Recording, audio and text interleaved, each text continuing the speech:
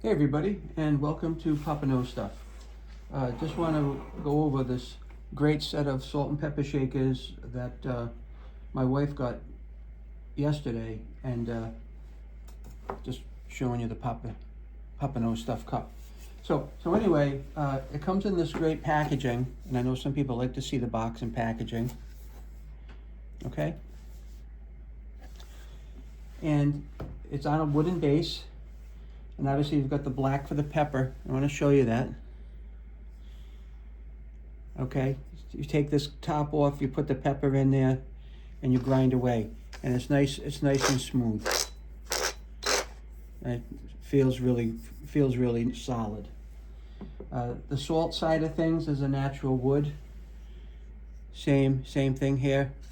Nice and smooth. Okay. It's a beautiful set, comes in its own base. I'll show you the base. That's the base right there. Well made.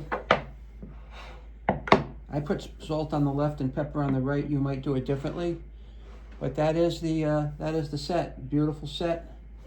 Showed you the box. There'll be a link in the description on where you can get it. So don't hesitate. I think you'll be phenomenally pleased with this. Thanks for watching and supporting the channel. Take care.